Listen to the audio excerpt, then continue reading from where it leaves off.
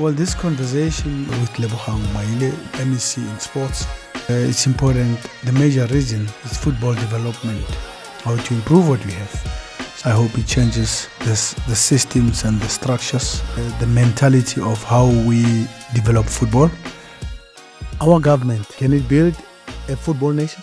There is no excuse for any school not to have any activities. I ended up buying a team and that story and donated to the guys, my money, Caesar, all that. Tight in Abadala, Manyama. I mean, the Manyama we spoke, he played overseas, he played for Bafana. All of us descend to Alex Stadium. That's why we used to watch Sheikhs playing, Brian Baloyi, all of them. And the stadiums would be packed to capacity. MEC, welcome. Thanks for coming to our podcast of Changing the Game with Pitso Mosimane. Thank you very much for inviting us. Yeah. We couldn't say no, we couldn't resist. I think it's one of the interesting discussions we're looking forward to. We've had a lot of informal discussions about a whole range of issues. Yes. I've never had an opportunity to congratulate you with the conferment of your honorary doctorate. Oh, thank you. Thank you. I was not MEC at the time. Yeah. And I would have done it, I think, on social media. But I think it's appropriate that I do it in person. No, but I did get the support from the department. Yeah. I'm humbled and appreciate it. It's well deserved. Thank you. I think what we need to do as a country is to always elevate success and celebrate people who are doing well. Thank you. Under the circumstances, it's not easy. It's very difficult. Yeah. So, in and off the field. When the academics are recognizing us, you know how humbling and how emotional we can be, or how the academics can recognize the sports people. But you also begin to have an appreciation that everyone is watching, not only people who are following sports, and that sport is such a powerful tool to can bring the nation together. So it's a very, very, very important milestone. Yeah. Hence, you are here because you are leading us in the province with education and sports. Yes. And arts and culture as well. Arts and culture as well. So how is not possible that we cannot have you here? Why is it important that sports and education are inseparable? Because, I've lived the path, but I want to hear from you. Firstly, in schools, you've got a captive audience. Yeah. You've got at least about 2.8 million learners. 2.8 million learners. Yes. Yeah. In Gauteng. In Gauteng. Yeah. I mean basic education, I guess. Yes, basic education. Yeah, okay. That will also combine your private schools. Oh, so this audience is captive. Yeah. So you have them. They are in schools. You have them for at least 201 days out of 365 days. There's so much you can do with them. And then there are kids who might not be good academically. Yeah. But who are talented. Yes. We often say that education is a tool to fight poverty, unemployment, and all that.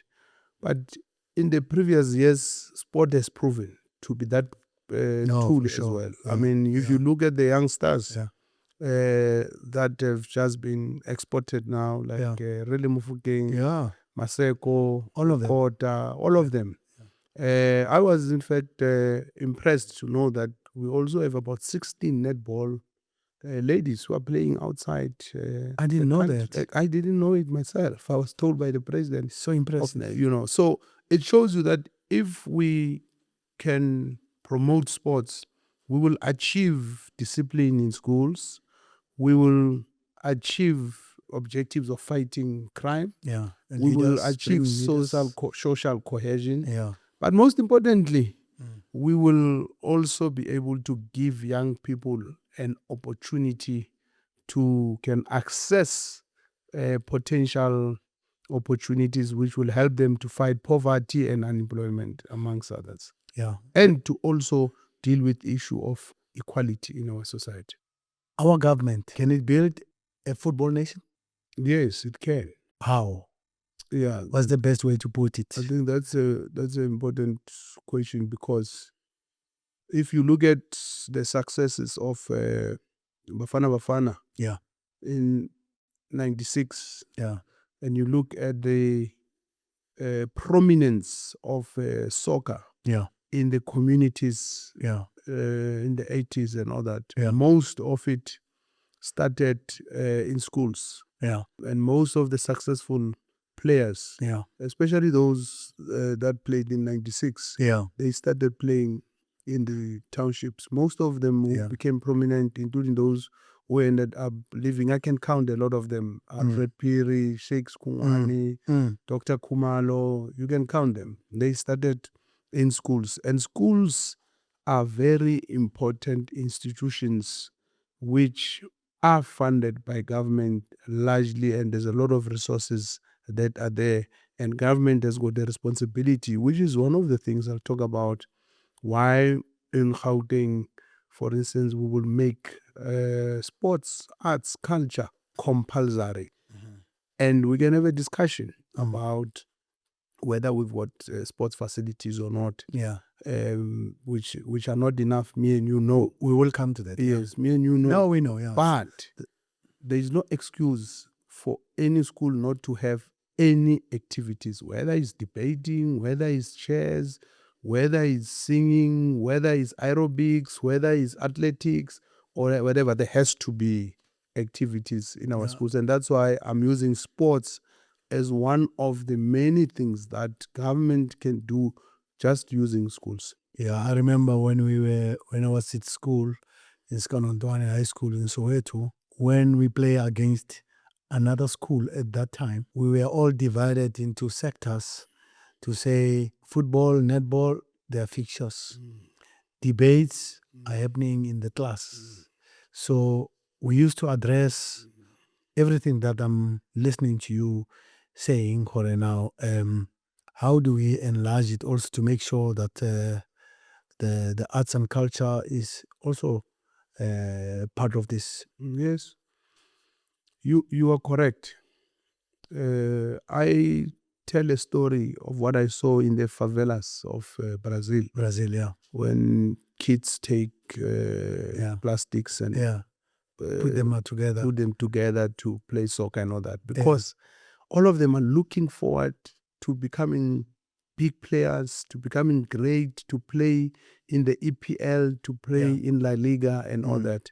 I'm not saying our kids must do that. Yeah. At least we are here as government, because government, and in fact, let me deal with this issue about, because government does not organize sports. Government does not run sports. That is why there must be federations, and we must hold them accountable. SAFA must be accountable. Not Netball SA must be accountable. Rugby, all different sporting federations. Government must do 4 things. Yeah. 1, government must coordinate, ensure that there is coordination. 2, it must facilitate, play a facilitative role. 3, it must create a conducive environment. And 4, it must help with resourcing. Can I say that's the structure that the government provides? Well, that's how I conceptualized that it's the role of government. Yeah. So you put systems. Exactly. And then federations should play their roles. Exactly. The school sports must play their role.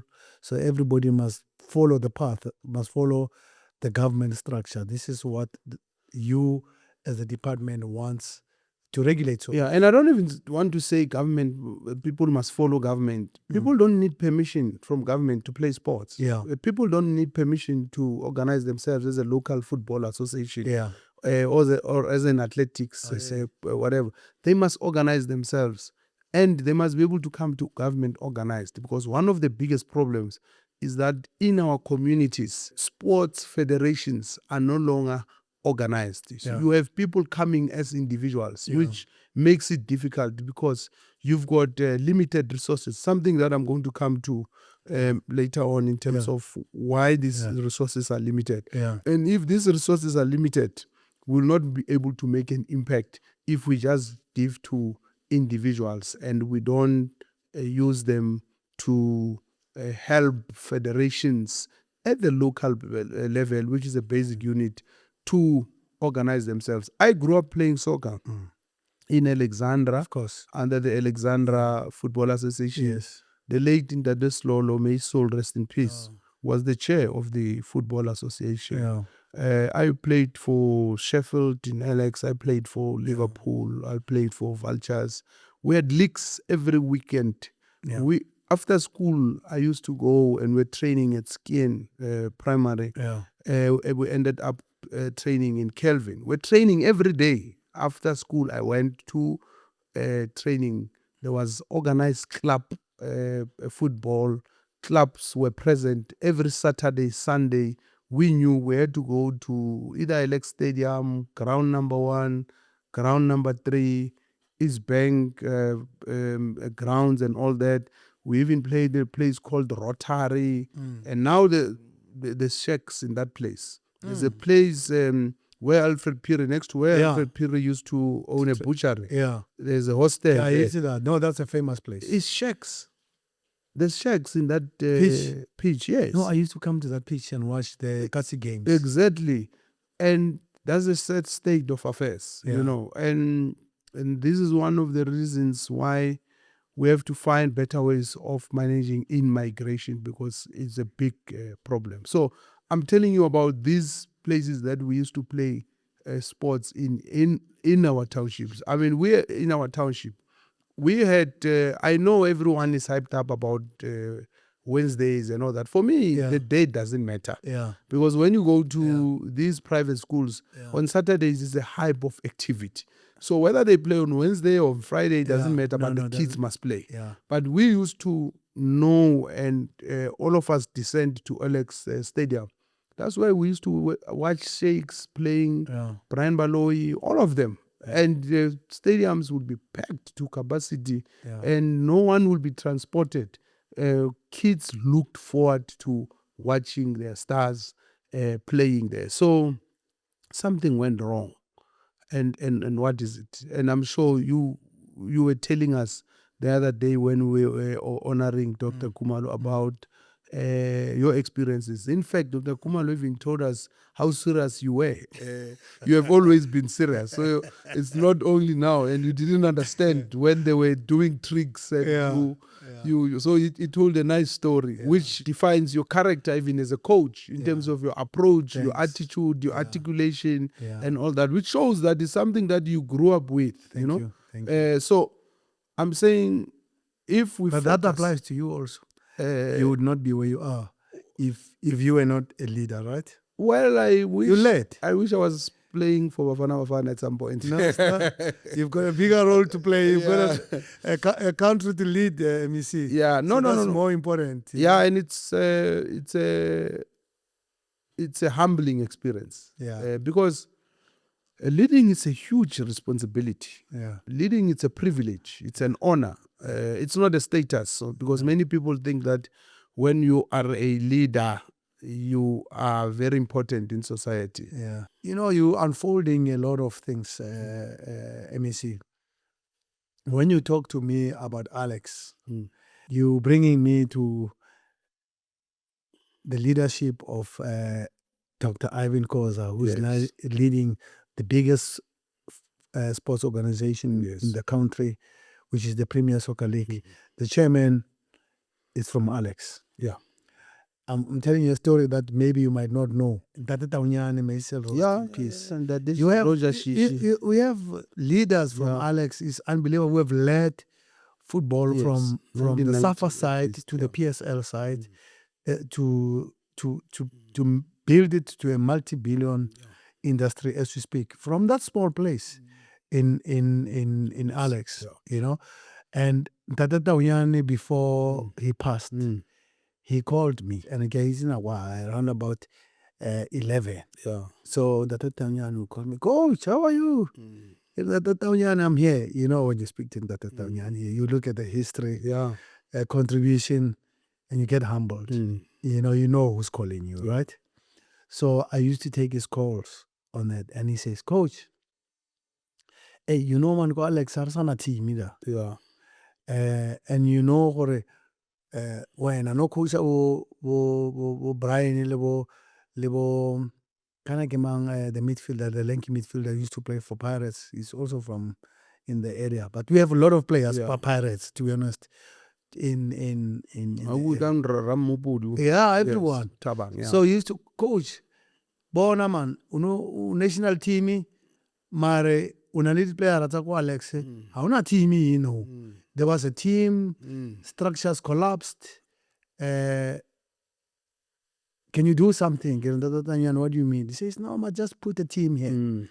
So I came to Alex, and then, you come to Alex, I'm from Soweto, right? Yeah. So, you need to respect areas that are not your areas. You don't grow up there, and then you don't want to sound like you know everything when everybody is listening. Doesn't know Alex. Anyway, just to cut this story short, I ended up buying a team. I know that story. And donated to the guys, my money, Caesar, all that. But tight in Abadala, Manyama. I mean, the Manyama we spoke, he played overseas, he played for Bafana. Now he's a coach. The Manyama was one of my players, and I used to go to Umajita Bafana or Fendi Beggars, I really needed on the Lavo Pirates and the Chiefs and Boots. And Manyama inherited some of those things. And look what came out of that, just to show, Alex, guys, Alex has produced leaders. It has. I mean, that's why in my book, which is titled "Never Too Young to Lead," the chairman, Dr. Irvin Khoza, did the forward. Oh, is it? Yes, he did the. You managed to get the forward from the chairman. Hey. Yeah, that's strong. Arrangement. Yeah, that's strong. So I did get the forward. Congratulations from him, and I mean, you have the deputy president is from Alex, the governor of the Reserve Bank is from Alex. Yeah, the CEO of the First National Bank is from Alex. Yeah, and you've got Bontate Walisi Rote from Alex. You can count a lot of them. I like to boast also that. Where I studied, the president was from the Koskanondwani, President Cyril, and Minister Njimtsecha. Yes. They were there. So I also like to name drop. Yeah, no, it's important to name drop. I've walked on these footprints before, I think we should do it to inspire the current generation to see that it's possible. We can. They can do no it. Doubt. And that's why the other day I was having a discussion with some of the former soccer players in my township, and saying, how do we revive soccer there? Yeah. And because at some point Alex had a few players, both like Kimaselese. The whole PSL it's unbelievable what a small area. Yeah. If we measure in terms of population, talent produced. I mean, we've produced national team players. At the time, we had a very functional local football association. What happened? And I think it's key. How do we help them? Well, I know your job is not to be inside there, but as you're saying, you're not running football. You are there to support. No, I want to talk to SAFA. Yeah. I did hint to the president of SAFA. Yeah. And I would want to have a discussion with all the local football associations, even rugby, cricket, everyone, not just at the local level, to say, what is it that has to be done at the local level? Because my biggest problem is that in most cases, people are quick to talk about resources. But I say, resources to do what? Because you must firstly be organized. They talk about manifest. That's the problem. So before you talk money, I don't have the problem. Organization and systems. Yeah. Once you've got the structure, you've got systems, and you've got the people, you've got the commitment, the will, then we can talk about, because otherwise we're going to put money which will end up in the pockets of individuals, which will not develop our communities. And sometimes not to say that people want to abuse money. Sometimes it's because the system is not proper to put money into to support that system. So we don't have structures. No, that's why if I was to take the example of schools, in schools you've got principals and people in the governing bodies having a bank cards that belongs to a school. You can imagine a bank card that has got 5 million rand in it. Yeah, that's a heavy one, right? Exactly. So I say that's why I want to emphasize the point about systems. So our systems must not allow our teachers and principals to get to that point of even being exposed to having access to school money. So we need to put systems. I agree. I'm a systems person. Yeah, okay. Because if you are not systematic, you will not be able to achieve you cannot much. drive anything. I've realized within football that you need academics in football to sustain those systems. You need an office that can run, and when I'm saying office, I'm not saying the structure of an office. I'm talking people, personnel, to run these things. I mean, we used to run football. Bob Preza used to run football, right? So I know education and football has put me where I am now. Otherwise, I would probably the UJ would not have honored me with a doctorate, because it's not about only football. They showed me files. They say, "Hey, did you see here your exam that you have passed and all that?" And it's a projection to say, "Had you finished?" I didn't finish, by the way, because football came into the path. But I still went back to do education in sports with UJ, to an extent that I was running even courses, and I invited all my professors who were teaching me to be part of my coach education, and we're sharing a table and discussing. I said, these are the professors who are teaching me. Now they are asking me questions. How do we do this? I remember one professor asked me, who was doing, I don't know what, the optical and vision in sports. I don't know if I'm putting it right. But then the professor asked me, he says, "Kongiso, you see, in rugby, we're talking vision in sports. So we pass the ball sideways, right? You're not supposed to pass it forward. Yes. You have to pass it to the side. Then you have to see this guy here. Yes. So that's peripheral vision. How do you put this in football?" I said, "Kokas, we have people who play Barbana Lady side mirrors." Yeah.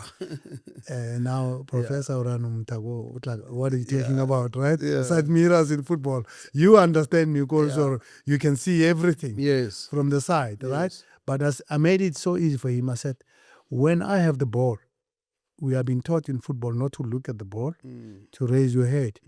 But you know where the ball is. And you can see also another player running there. You can see your player, winger, running on the side. When you transfer the ball from the switching of play, that's peripheral vision. That's it. Yeah. And then he put it in his... And you know what that means? Is that there is no... You see, theory and practice, they go together. Yeah.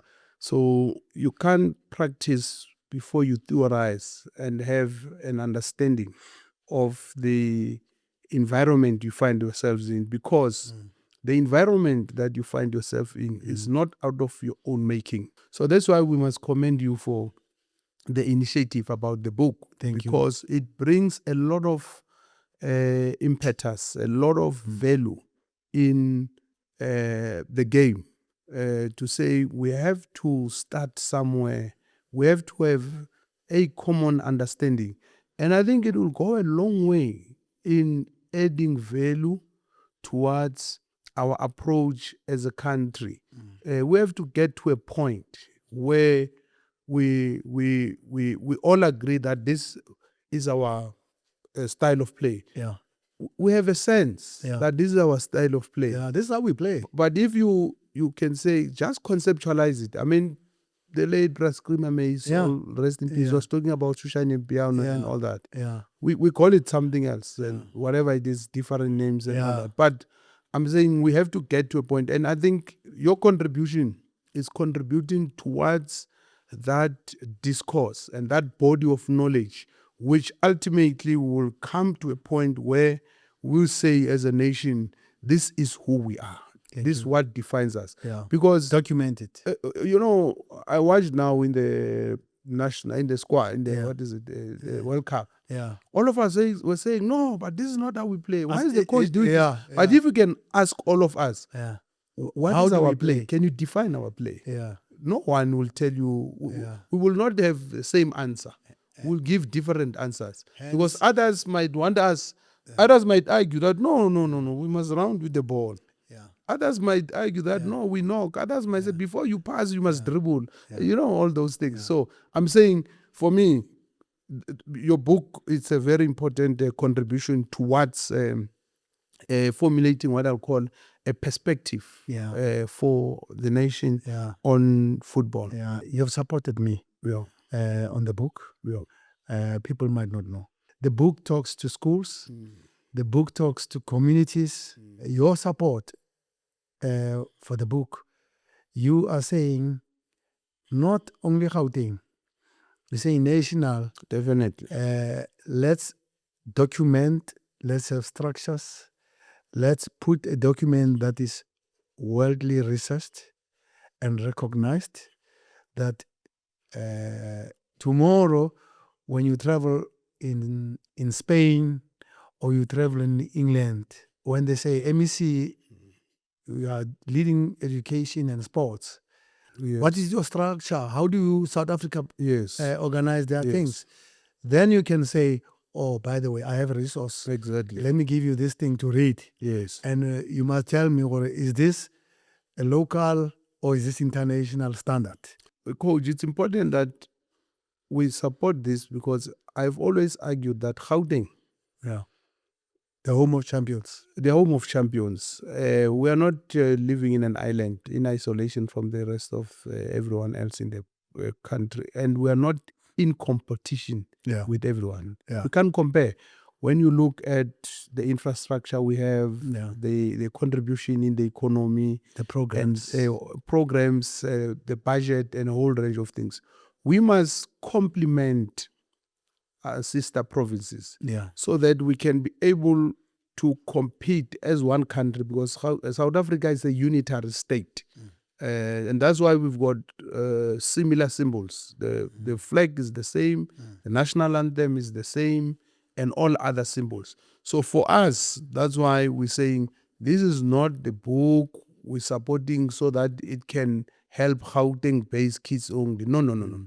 When South Africa competes, it competes as there's only one Bafana Bafana. Thank you. There's no Bafana Bafana version of Gauteng, of Mpumalanga, or whatever.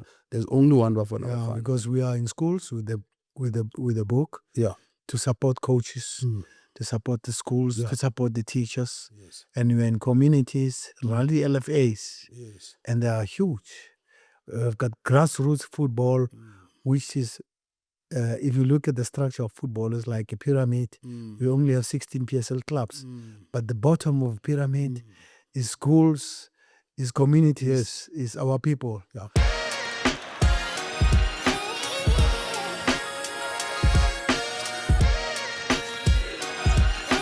I mean, in the last derby, we even had to call the national traffic, RTMC. National? Yes, we had the Gauteng provincial traffic.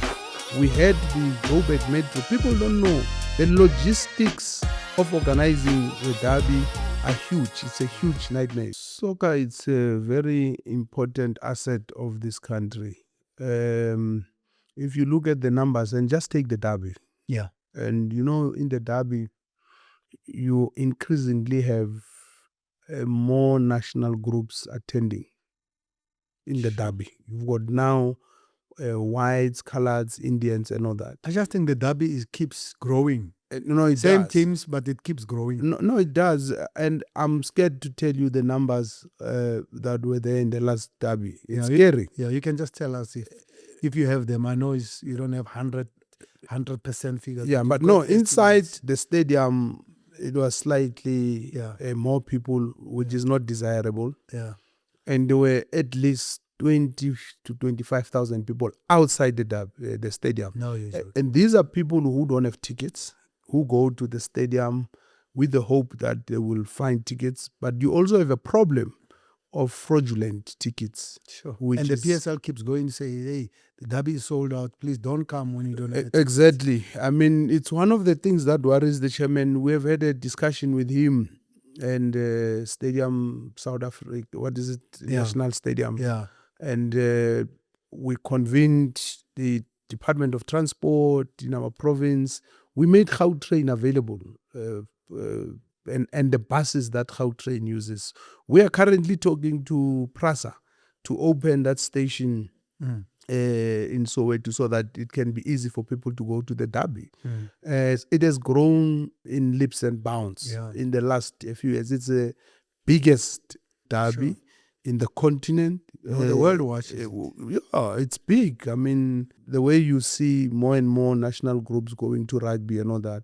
But in soccer, that is the biggest show. Can we say that the derby is your biggest, it's a flagship of your province in terms of professional football? It is. There's no doubt about it. And that's why we are interested and we are worried as Gauteng government about how it's organized, how people behave, and making sure that there are no incidents in that event. It boosts tourism. No, it does improve also, to be honest, from where we came from with the definitely, and them. Definitely. It means we respected that, we had that, and the PSL fixed it. But also, you know, I watched one soccer player, I won't mention his name, who was explaining what playing for one of the two teams in the derby has done for him in terms of his stature, in terms of being recognized in the communities, in the malls and all that. It's huge. The derby is huge. And I think sometimes we don't appreciate the role that it plays and its place in our society. And I think we need to do more as government and working with the PSL. And I'm happy that the chairman and the PSL understands where we come from, and they appreciate the little contribution that we are making. And we have said we will do. I mean, in the last derby, we even had to call the national traffic, RTMC. National? Yes. We had not provincial. We had the Gauteng provincial traffic. We had the Joburg Metro. People don't know the logistics of organizing the derby are huge. It's a huge nightmare. Those are some of the things we don't talk about them in public. But this is the place. This is the place. We talk about them. People must know that every time there's a derby, we get involved. We are interested in its success. And we would want to see the PSL, the chairman, as soon as now. And we have to improve the experience of a fan who goes to the derby so that it must not be an unbearable one. It must not be a bad experience. When you go to the derby, it must be easy to go in and out of the stadium. And that's one of the biggest battles we are looking. The soccer has improved, obviously. Yeah, of course. The quality that is displayed there. Come from the World Cup. Exactly.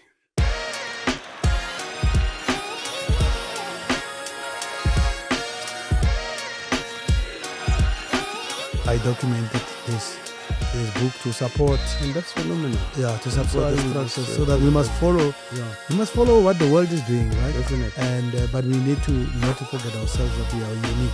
Those teams is number 1, number 2, number 3, and for the longest as of we time, speak now, yes, according to the log position, yes. So there's no argument. But for the longest of time, these 3 teams, the league will only be won by only of these 3 teams. Your province just won the national under 14, and those boys. We were selecting the team that's going to represent the country in the national school sports. This one is supported by Dr. Pitso Mosimane. And you winning it, and it's not the first time you won it, by the way. So programs like that from your side, from your office, what's your vision? What do you think? I think the first mistake we should not make is to try and put the self at the center, meaning me. Yeah, okay, good. So that's the first mistake we must not do. So the second thing that we must do is to look at the whole system. You know, the education system in Gauteng is big. You've got 71,000 educators, and you've got 71,000 educators. Yes, you've got more than 2,000 schools, and you've got 30,000 other employees of government. So that's huge. No, that's big. You've got a budget of 70.9 billion rands. That's big. So, is it big, meaning related to the numbers, or the number is just big? Because sometimes we can say the number is big, this thing has too many legs and can be dissected into, and then at the end of the day, we don't have enough. Yes, we will never have enough, but I think from different angles, both quality and quantity, I think it's big. And if the system doesn't work, meaning a school doesn't have to play sports because there's a MEC who's coming, or a premier, or a minister, or because there's a link with Coach Mosimane and all that. Every school must be involved in sport. Has a right, like education. Every child has a right to be educated. So we must look firstly at the policy. So there's 3 areas. You look at the policy, which I've said will issue a circular, make school sports compulsory, arts and culture compulsory. So that is at the policy level. And then 2, look at the programmatic level. What programs must be there? And then we organize those programs, working with the schools and everybody. In our education system, for instance, we've got people we call extracurricular coordinators. We've got 15 districts. All of them are in the districts. We have to work with them and make sure that we are structured. And then work with the federations and everybody. We used to have, and then we must agree. In private schools, they've got seasons. There's season for volleyball, there's season for netball and soccer and all that. We need to structure our public schools like that. But then, and by the way, we don't have water polo, we don't have swimming pools, right? Well, there's few schools, and someday when there's time, I'll talk about the school which has built a swimming pool for themselves. For themselves? Yes, using the money that we give them. Oh, that's quality. Yeah, and they even build a big hall and all that. But some other day. Yeah. And then the third issue is the resourcing. So there's 3 areas: policy, programs, in fact 4. It's policy, programs, structures, and resources. If we deal with these 4 issues and we integrate them, that's where the role of government of coordinating, facilitating comes in, and creating a conducive environment, making sure that there is policy, making sure that these structures are organized, making sure that there's programs. We used to play Chappies Little League. Yeah.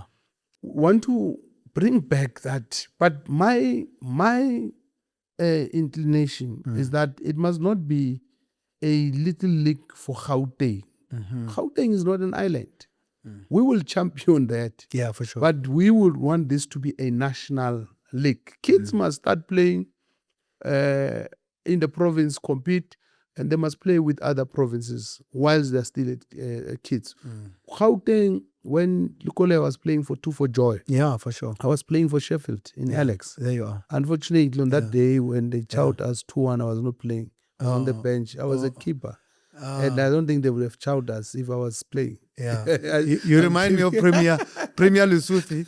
He used to tell me also his side of the story, how he used to play. Because we play football. No, all of everyone us. play football. All of and us. it's a beautiful game that all of us. I can't tell you can right back. You know what's a right back. Exactly. Because whether you played it at school or not, whether it's go gardening or mostrating, and that's the beauty of football. Everybody has played it. And that's why we're passionate about it.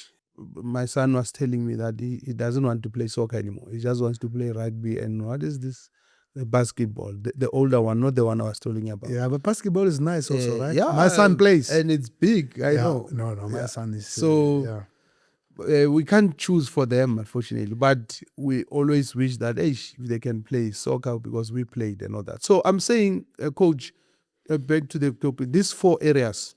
If you ask me, what are we going to do if we put together a sport strategy? It has to speak to these 4 things. Yeah. If it doesn't matter how much, because everyone will speak about sport Wednesdays, this and that and all that. But if you don't have structures, you don't have programs, you don't have a policy directive that instructs schools to do this thing, and you don't get resources, you'll have a problem. We might have limited resources at our disposal, but there's a lot of private sector partners who wants to come to the party. That's very good. Not just, there's a CEO of a bank I'm not going to talk about because it was a conversation between us.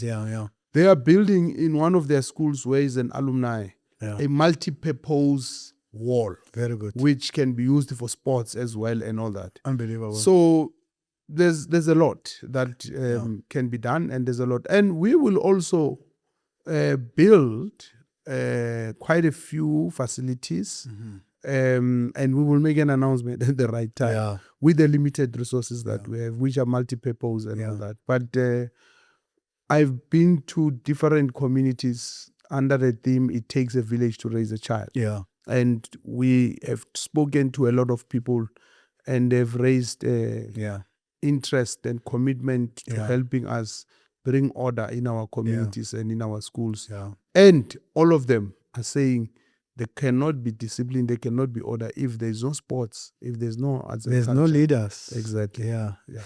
It comes back to the Football Federation has acknowledged that this youth football manual, the first, we can say, that's been documented in our country, even the whole region of Kosafa. That's good. Is also affected, and they've showed interest. It's that 4th level that you spoke about of systems, because as much as look at the vision you have for that, and then at the end, it's like in academics, we forget to train the teacher, to train the learners. Yes.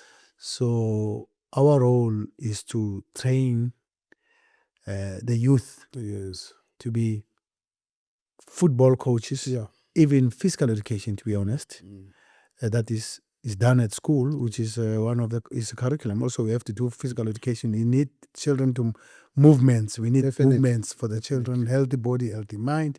You know all that story. So we can give it to our people at grassroots level, at LFA level, to say, guys, yes, we need to know how we coach an under 9 different to an under 15. Yes. That's why in academics you cannot take a study guide or a scheme book, I don't know what you call it, in the teachers use, and then onka curriculum grade 5. We can have a grade 1, and then you say children are not clever, right? Can't we have overloaded them with they are not ready, the mind is not ready, the body is not ready. So hence I documented this book to support, and that's phenomenal. To support the structures, so that we must follow. We must follow what the world is doing, right? Definitely. And but we need to not to forget ourselves that we are unique as South Africa.